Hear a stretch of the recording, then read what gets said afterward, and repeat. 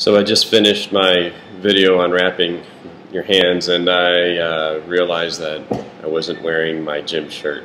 So here it is. Muay Thai Association of the Philippines, MAP. As far as I know, is the best Muay Thai training in the Philippines. That's where I live. Okay, this is just a video so that I can share with you what I've learned about wrapping my hands. I'll say I'm no expert. I've only been training for a year, so there's a lot of people who know a lot more about wrapping hands than I do. But I'm very detail oriented, and I watched a lot of videos on YouTube, and I talked to guys at the gym. And so when I was first started boxing, I really tried hard to understand why people were wrapping their hands the way they did, and to discover the best way for me to wrap my hands, and this is the way I do it. First of all, I think there's two main aspects of wrapping your hands. You want to, of course, protect your wrist, give stability to your wrist to keep it from getting sprained when you're striking. Also, you want padding on your knuckles to keep your knuckles from getting bruised. For me, in the beginning, my problem was my wrist. Because of poor striking technique, not positioning my wrist properly in a punch. And when you start wrapping, everybody I've ever seen, they go through the thumb loop like this, and then they wrap away from the thumb, always away from the thumb and around. Does that make sense? And usually I'll wrap around my wrist 2 or 3 times to get it started. In the beginning, because I needed more support, I'd actually wrap around 4 or 5 times. And then on the last, when I decided I'd put enough around to get it started, I'll come up across the back of the hand. It's always across the back of the hand. And now I'm going to start wrapping around the knuckles. So you see I go from the wrist across the back of the hand and under my palm. And when I'm going over my knuckles, you'll notice I'm not wrapping back here. See, my knuckles are exposed now. I'm actually wrapping over my fingers. I'm actually overlapping my fingers a little bit. So I do that so that after you're done wrapping and you make a fist, it doesn't slide back and expose the knuckles, which it will do. So then wrap around the knuckles just 2 or 3 times, like that. That was 3 times. And then again across the back of the wrist, always across the back of the wrist. And I do that because I don't like to feel a big wad of wrap in my palm. I see some people, they're wrapping their hands and they have this huge wad of wrap in their palm, and it feels like you have to fight the wraps to make a fist, and that's not good. So from here, I like to go around the wrist. So I went from my last wrap around the knuckles, across the back of the hand, right? And now I'll go around the wrist, one complete wrap. This, I have found, locks these wrappings in place, so they won't come loose. Sometimes as you're working out, it'll start to loosen up, but if you go all the way around the wrist one whole time, it sort of locks everything you just did in place, and it won't come loose now.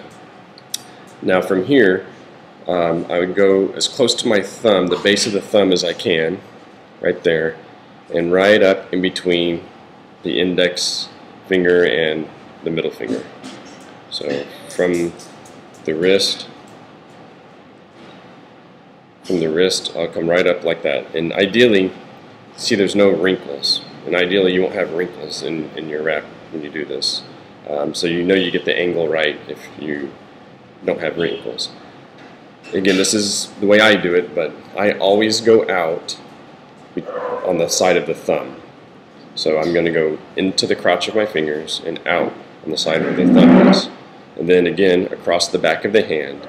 And you'll notice when I come across the back of the hand, the wrap actually goes over the knuckle again. So it's adding more protection over the knuckle.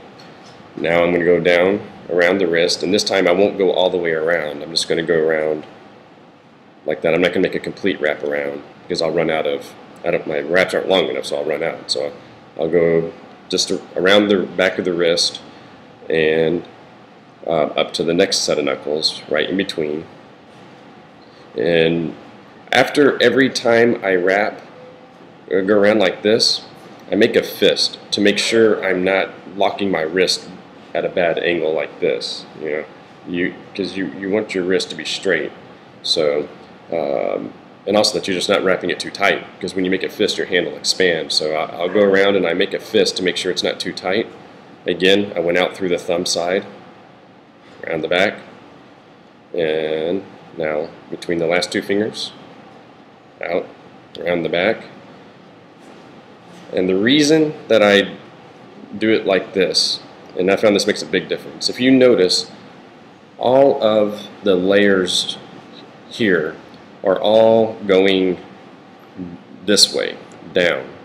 So when you put your hand in the glove, there's no way for the padding on your knuckles to slip, because these are not going across the hand like this. Sometimes when guys are finished wrapping their hands, they have a big wad of wraps going like this. But when you shove your hand in your glove, it'll just slide back, and you'll find that when you pull your hand back out of the glove, your knuckles were just exposed and wasn't doing anything. But when you come between your fingers and across the back of your hand, it keeps those wraps from sliding back. Now to finish it up, I just go around the wrist until I run out of wrap, and of course secure it. While I'm working out, the only part that gets loose is just the last few wraps. So every once in a while, I'll have to just re-wrap this last bit here.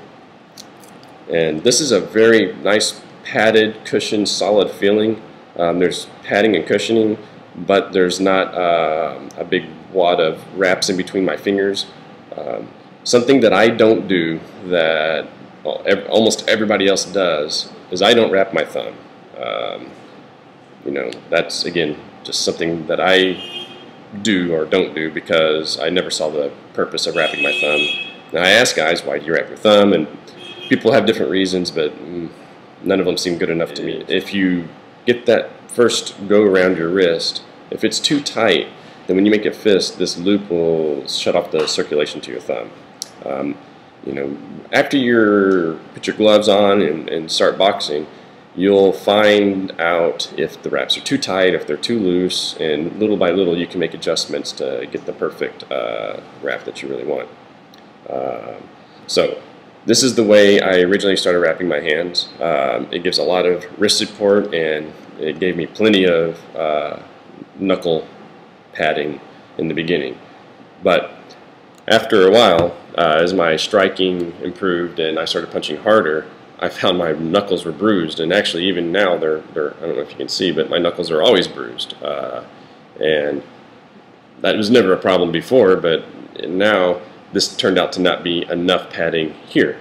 But there's not enough wraps. I would need 2 sets of wraps to do what I want to do, and then there would be too much wrap on my hand, and I probably couldn't even put my hand in my glove. My own method for wrapping my hands and getting more cushion here, and still getting the support I need on the wrist, because I felt like that's my biggest concern, is I don't want to sprain my wrist.